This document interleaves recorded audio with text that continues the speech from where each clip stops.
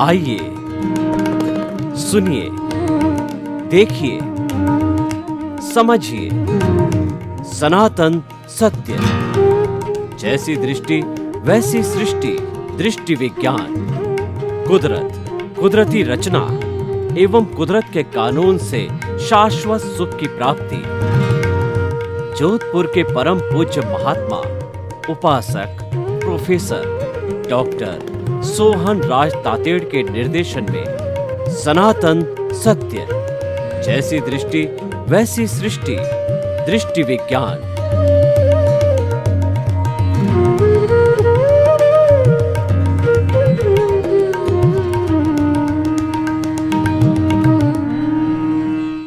भाई और बहनों, मातृशक्ति को नमन।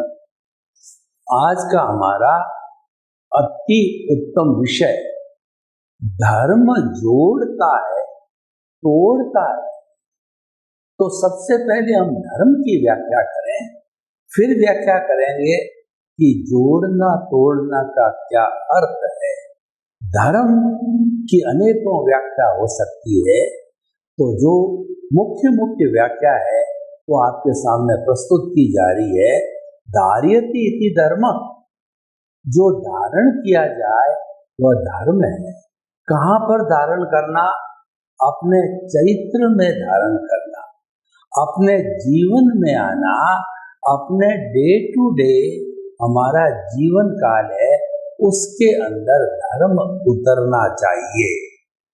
और चरित्र के लिए कहा गया है कि if wealth is lost nothing is lost, if health is lost something is lost, if character is lost everything is lost. अगर आपका चरित्र गिर गया है, आपके चरित्र पर कोई दाग लग गया है, तो फिर वह नहीं धोया जा सकता। दूसरी चीज में तो अमेंडमेंट किया जा सकता है, लेकिन चरित्र के मामले में अमेंडमेंट होना बहुत ही कठिन है, उसको धोना। तो इसीलिए जीवन में ढाला जाए उसको हम धर्म कहते हैं।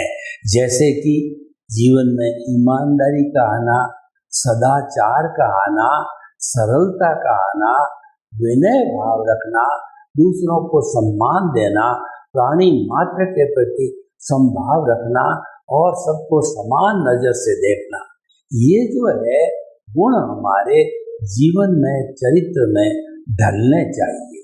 दूसरा है वस्तु साहो धर्म। वस्तु के स्वभाव को धर्म कहते हैं। हर एक का अपना अपना स्वभाव होता है। जो नीम का पेड़ होता है उसका स्वभाव होता है खारापन, और जो दुर्जन होता है उसका स्वभाव होता है कि दुर्जनता करना, दूसरे को कष्ट देना। सज्जन व्यक्ति होता है उसका स्वभाव होता है सज्जनता, सबको सुख पहुंचाना। और जो हमारा गर्मी है उसका गुण है ताप देना। सर्दी है या कहिए कि पानी है, उसका गुण है शीतलता प्रदान करना। ये अलग अलग वस्तुओं के गुण होते हैं, तो इसीलिए जो है वो उसका धर्म कहा जाता है। हमारी आत्मा है, उसका गुण है ज्ञान और दर्शन। उपयोग लक्षणों जीव, जीव का जो लक्षण है वो उपयोग है। उपयोग कहते हैं ज्ञान और दर्शन को, और ज्ञान दर्शन ही इसका लक्षण है। तो ये दूसरी परिभाषा हो गई। एक परिभाषा है आत्मशुद्धि साधनम धर्म, ऐसा साधन जिससे कि आत्मा की शुद्धि होती है। हमारे भीतर जो चेतन तत्व है, जिसकी ताकत से हम बोलते हैं और लिखते हैं, पढ़ते हैं, हंसते हैं, काम करते हैं, मन वचन काया की सभी क्रियाएं करते हैं, वह जो है वह हमारा जो है चेतन तत्व है। तो उस चेतन तत्व का जो गुण हमने बताई दिया है, तो ये जो है अलग अलग गुण हरेक के होते हैं। तो भाई और बहनों, अब हमने धर्म की परिभाषा की, तो धर्म किसको कहा जाए? कौन सा धर्म सबसे अच्छा है? धम्मो मंगल मुख्यतम अहिंसा संयमो तमो। धर्म उत्कृष्ट मंगल है। कौन सा उत्कृष्ट मंगल, कैसा धर्म उत्कृष्ट होता है? अहिंसा संयमो तवो, जिसमें अहिंसा, संयम और तप हो। अहिंसा जो है वो सब धर्मों की माँ है।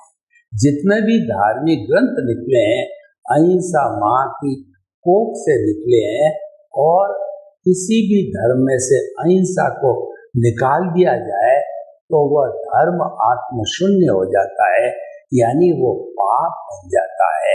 अहिंसा जो है वो धर्म की आत्मा है, और अहिंसा सब भूय के मंग करे। अहिंसा प्राणी मात्र का हित करने वाली है। यह एक ऐसी माँ है जिसको कुदरत कहा जा सकता है। ये इस दुनिया के समस्त प्राणियों को जन्म देती है, उनका भरण पोषण करती है, और वे जो है उनकी मन वचन काया की सारी प्रवृत्ति जो है इस कुदरत की कृपा से करते हैं, कुदरत के साधनों से करते हैं, क्योंकि सारे संयोग है कुदरत के अधीन होते हैं, और कुदरत ही उन संयोगों को जुटाती है। बिना कुदरत के हम हाथ की अंगुली भी नहीं हिला सकते। तो ये जो है ऐसी अहिंसा वाला धर्म उत्कृष्ट धर्म है। और संयम जहाँ धर्म है वहाँ संयम है।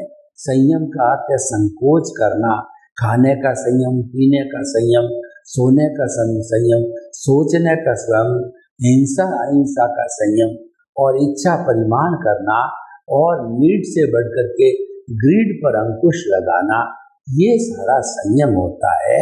और संयम एक साधना है, और आत्मशुद्धि उसकी निष्पत्ति है। जो हम संयम करते जाएंगे हमारी आत्मशुद्धि, आत्मा का उत्कर्ष बढ़ता जाएगा। आत्मा का जब उत्कर्ष बढ़ता है तब हमें आनंद और प्रसन्नता की अनुभूति होती है, क्योंकि चेतना का लक्षण है वह आनंद है। तो इसीलिए संयम। आप मुझे कहो कि पूरी भारतीय संस्कृति में से एक सुंदर शब्द निकाल के दो जिसका पालन करके मैं मेरे जीवन को सफल बना सकता हूँ और जिसे जीवन का लक्ष्य बना सकता हूँ, तो भाइयों और बहनों मैं आपको बताना चाहूँगा कि वह शब्द है संयम। अगर संयम व्यक्ति के स्तर पर, समाज के स्तर पर, राष्ट्र के स्तर पर, विश्व के स्तर पर इसका पालन किया जाए तो दुनिया के अंदर कोई कठिनाई नहीं हो सकती है। वसुधैव कुटुंबकम का निर्माण हो सकता है, और संयम का हम लोग पालन करें तो सभी भाई भाई के रूप में भातृत्व भाव से बड़े आनंद के साथ में शांतिपूर्ण सह अस्तित्व का अच्छा जीवन जी सकते हैं, एक स्वर्ग का जीवन जी सकते हैं। तो ये संयम तत्व है। जो अच्छा धर्म कौन सा होता है? जिसमें संयम तत्व हो, अहिंसा तत्व हो, अहिंसा संयम होता हो, और धर्म एक ऐसा उत्कृष्ट तत्व है जिसके अंदर तप होता है और होना ही चाहिए। और किसी धर्म में अगर तप नहीं है तो वो धर्म नहीं है, वह कुछ और अन्य चीज ही है। तप के लिए भगवान महावीर ने कुल 12 वेद किए, 6 बाह्य वेद, 6 भीतरी वेद। बाह्य वेद सामान्य लोगों के लिए, और भीतरी वेद है वो ऊंची साधना करने वालों के लिए, उच्च साधना, जिज्ञासु, मुमुक्षु, मोक्ष के अभिलाषी लोगों के लिए है। वो है अनशन, नोदरी, भिक्षाचरी, रस परित्याग, काय कलेश और प्रतिसल्लीनता। ये 6 तो बाह्य अंग हो गए तप के। इनको निर्जरा के वेद भी कहा जाता है, क्योंकि तप जो है एक साधना है और निर्जरा उसकी निष्पत्ति है। संयम साधना है, निर्जरा उसकी निष्पत्ति है। अहिंसा साधना है और निर्जरा उसकी निष्पत्ति है। निर्जरा का अर्थ होता है कि dissociation of the Karma from the कार्मिक बॉडी और फ्रॉम द सोल। जब हमारी कार्मिक बॉडी से जो है इन पुद्गलों रूपी जो कर्मों को अलग किया जाता है तो हमारी आत्मा शुद्धि को प्राप्त होती है। और जितनी शुद्धि बढ़ती जाती है, जितनी जितनी प्योरिटी बढ़ती जाती है, उतने उतने हम जो है शाश्वत सुख के करीब चले जाते हैं। तो भाइयों और बहनों, तप के 6 भेद बाहरी और उच्च साधकों के लिए 6 के जो तप है वो भीतरी, प्रायश्चित, विनय, वैयाव्रत, स्वाध्याय, ध्यान और दूसरा। इनकी एक एक की अलग अलग परिभाषा जो है करने का जितना समय नहीं है, लेकिन ये भीतरी तप के माध्यम से जो है हम अपने कार्बन शरीर को तपाते हैं। देखिए, जब कभी भी दूध गर्म किया जाता है, उसको सीधा स्टोव पे नहीं डाला जाता है, पहले एक भगोना लिया जाता है। भगोने में दूध को डाल करके जब भगोने को तपाते हैं तो उसके अंदर जितना जितना पानी होता है वह उस खाली जगह गर्मी पा करके वो खाली जगह जो है कि बुलबुले रूप में ऊपर उठते हैं और पानी जो है वो ऊपर भाप बन करके उड़ जाता है और दूध दूध रहता है, दूध रड़ जाता है, यानी दूध है जो गाढ़ा हो जाता है और जो है वह उसमें से पानी निकल जाता है। तो भाई और बहनों, ये जो टर्बुलेंस कहलाती है कि जिस तरीके से दूध को गर्म करने से परमाणु जो है बिखरने लगे, शिथिल हुए, उसी तरह से हम इस शरीर रूपी भगोले को तपाते हैं। उसका ताप कार्बन शरीर को भगोले को लगता है, कार्बन शरीर तपता है। हमारा मुख्य उद्देश्य ये है, कार्बन शरीर को तपाते तपाते इसकी समस्त जितने भी इसके ऊपर उद्गल चिपके हुए हैं कर्म शरीर के, उन सब को हटा करके और शुद्ध करना। एक भी परमाणु है आत्मा के साथ में उद्गल का नहीं रहे। तो इसीलिए ये सारा जो है तप के और निर्जरा के भेद किए गए हैं। और भीतर के जो भेद है वो प्रायश्चित, विनय, वैयाव्रत, स्वाध्याय, ध्यान और दूसरा का होता है। हमारे से कोई गलती हो जाती है, किसी प्राणी को हम दुख देते हैं तो तुरंत हमें करेक्शन देना चाहिए, आलोचना, प्रतिक्रमण, प्रत्याख्यान करके उसको जो किया उससे हमें माफी ले लेनी चाहिए। माफी लेते ही वह डिलीट हो जाता है और हमारे कर्म का बंधन फौज नहीं पड़ते हैं। तो इसलिए प्रायश्चित कहा जाता है इसको। विनय सब गुणों की खान है।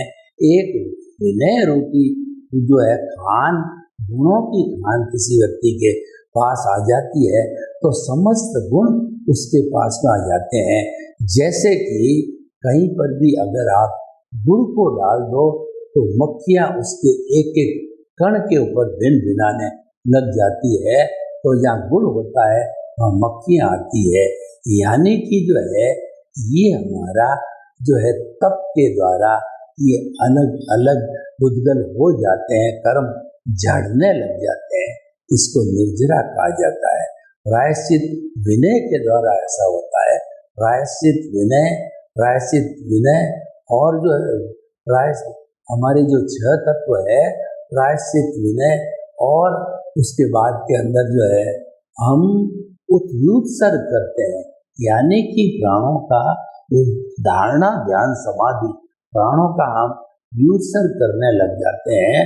और जब व्युत्सर्ग होता है अंतिम स्थिति में तो सबसे पहले जो है मन के जो परमाणुओं को छोड़ा जाता है, फिर वचन के परमाणुओं को छोड़ा जाता है, फिर 2/3 काया को छोड़ करके और अवगाहना बना करके और हमारी आत्मा स्थिर हो जाती है सिद्ध शिला में जाकर के। तो भाइयों बहनों, हम बात कर रहे थे धर्म की।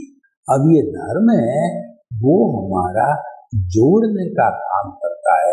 जो इंसान को इंसान से जोड़े वो धर्म है, क्योंकि धर्म के अंदर सर्वधर्म संभाव होना चाहिए। और जिस धर्म के अंदर दूसरे धर्म के प्रति अच्छी सद्भावना है तो वह आगे से आगे उन्नति करता रहेगा और उसके फॉलोवर्स भी अधिक होंगे। हमें धर्म के द्वारा लोगों को जोड़ने के लिए अनेकांतवादी दृष्टिकोण को अपनाना पड़ेगा। देखिए, दो तरह के दृष्टिकोण होते हैं। एक दृष्टिकोण होता है एकांतवादी और एक होता है अनेकांतवादी। एकांतवादी दृष्टिकोण में व्यक्ति कहता है कि मैं जो कहता हूँ वही सही है, मेरा धर्म ही सही है और मेरे धर्म में ही मुक्ति है, मेरे गुरु ही सबसे अच्छे हैं। तो इस तरीके का वो ही का क्लेम करता है, तो वो एकांतवादी है। अनेकांत दृष्टिकोण का व्यक्ति ये कहता है कि सब तरह के जितने जितने धर्म है, आइडियोलॉजी है, विचारधारा है, उसमें से मेरी भी एक विचारधारा है, आपको अच्छी लगे तो इसको स्वीकार किया जा सकता है। इसमें भी का उपयोग किया गया है, वो सापेक्ष हो गया। और जो व्यक्ति, जो सिद्धांत, जो विचारधारा सापेक्ष होती है वो सबको जोड़ती है, निरपेक्ष होती वह तोड़ने का काम करती है। इसीलिए धर्म है वो एक सापेक्ष चीज है, वो सबको जोड़ता है, किसी को तोड़ता नहीं है। और वास्तव के अंदर जो जोड़ने वाली इकाई है वो धर्म ही है। तो इसीलिए सर्वधर्म संभाव होना चाहिए। और हमारा जो संविधान है उसमें धार्मिक सफलता दी, उसके अंदर धार्मिक स्वतंत्रता दी गई है। आपको चाहो उस धर्म का आप पालन कर सकते हो, इसमें किसी को कोई बाध्यता नहीं होती है। इसको धार्मिक स्वतंत्रता कहा जाता है। तो धार्मिक स्वतंत्रता होने से ये जोड़ने का कार्य हो गया। आपकी इच्छा हो, जहाँ जहाँ अच्छे अच्छे विचार मिले, जहाँ जहाँ अच्छी प्रणाली मिले, उसको अपना लेना चाहिए। तो ऐसा जो धर्म होता है वो सब लोगों को आकर्षित करता है। और देखिए कि सबसे बड़ा जो धर्म है वो मानव धर्म है। मानव धर्म सबको जोड़ने का काम करता है, क्योंकि ये परस्पर जीवनाम के सिद्धांत के ऊपर आधारित है। इसके अंदर सेवा सहयोग लेना होता है, देना होता है। तो परस्पर सापेक्ष वाद के कारण जो है यह जो है बहुत ही सुंदर तत्व बन जाता है।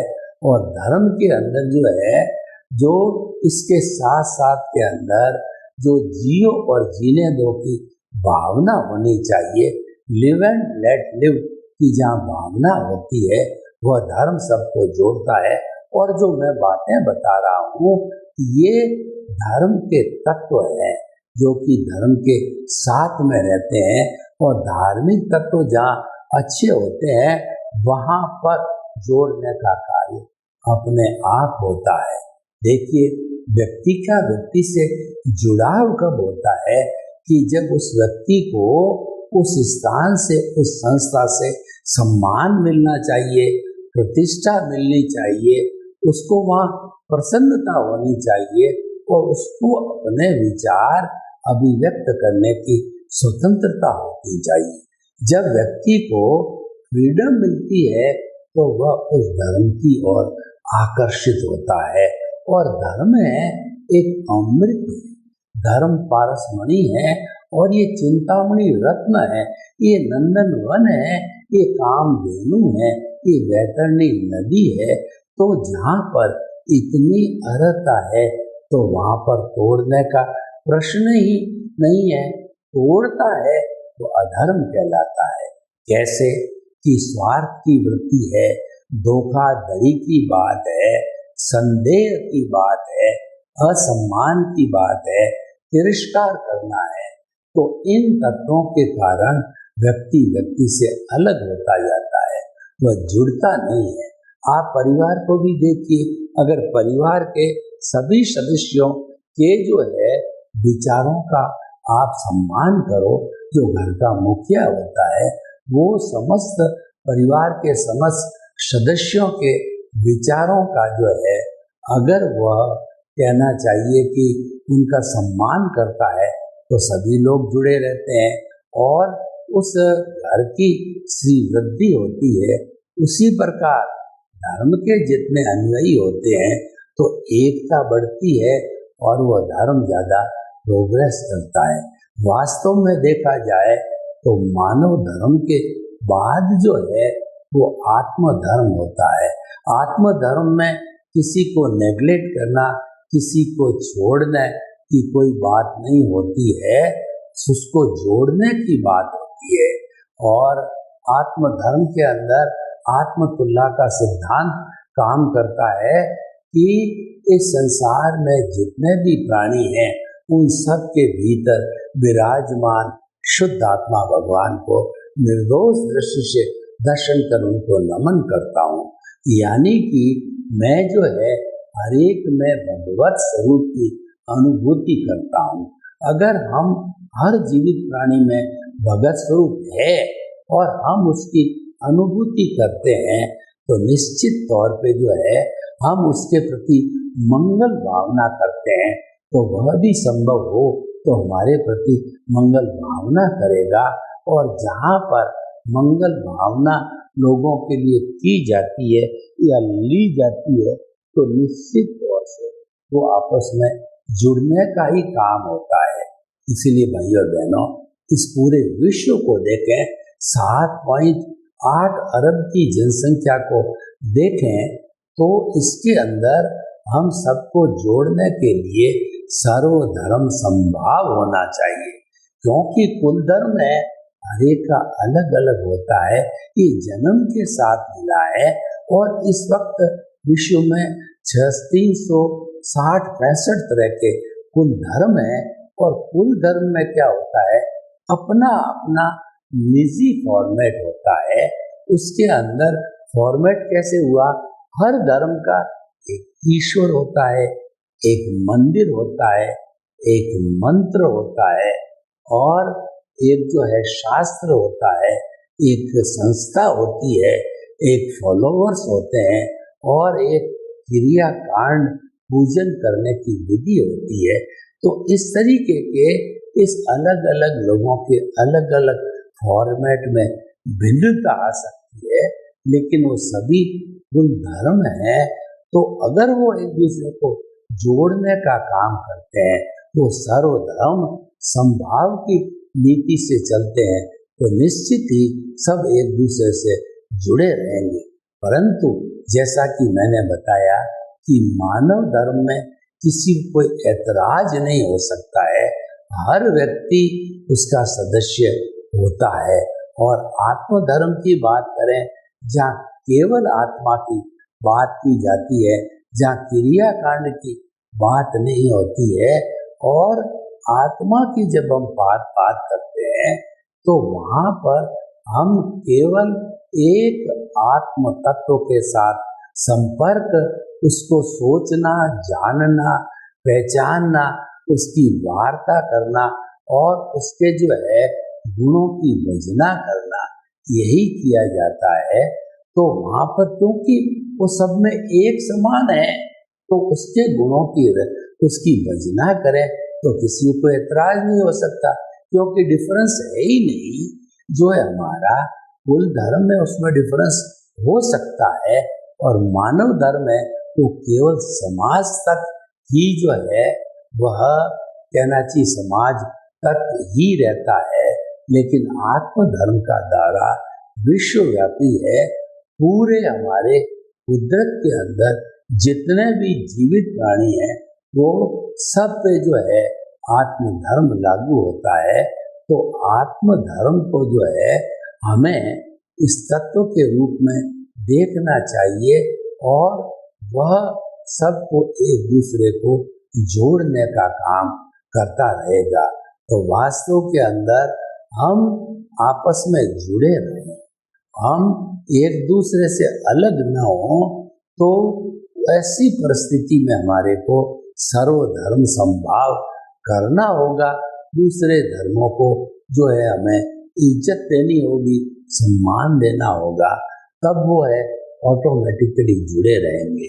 तो मैं आपको हर कोण से ये बताना चाहता हूँ कि जो हमारा धर्म है वो किसी भी सूरत में तोड़ने का काम नहीं करता है, लेकिन पिछले कुछ वर्षों के अंदर धर्म को संप्रदाय से जोड़ दिया।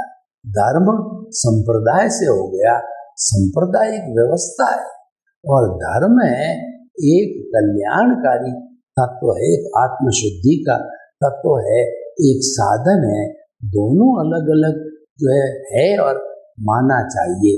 स्वामी विवेकानंद ने कहा कि ये केला है, केले के ऊपर जो छिलका आता है वह छिलका जो है वह संप्रदाय है, और जो केला है वह गुदा है।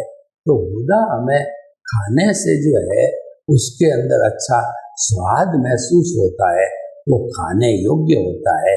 उसी तरह से धर्म तत्व है वह रियलाइज करने योग्य है, वो जीवन में उतारने के योग्य होता है और सबको जोड़ने का काम करता है, क्योंकि उसमें सभी लोग आ जाते हैं। और खास तौर से मानव धर्म की बात करें तो उसका तो मुख्य दृष्टिकोण इंसानियत ही है। जिसमें इंसानियत न हो वह धर्म हो ही नहीं सकता। जो मानव को मानव से जोड़ता है, इंसानियत रखता है, वही धर्म ही वास्तव में सच्चा धर्म है। सर्वे भवन्तु सुखिनः, सर्वे सन्तु निरामया। लोक के सब जीवों को सुख मिले, शांति मिले, आनंद मिले, प्रेम मिले, सौहार्द मिले, और सभी हम हिल मिल करके एक अच्छे विश्व का निर्माण करें। आपके प्रति मंगल।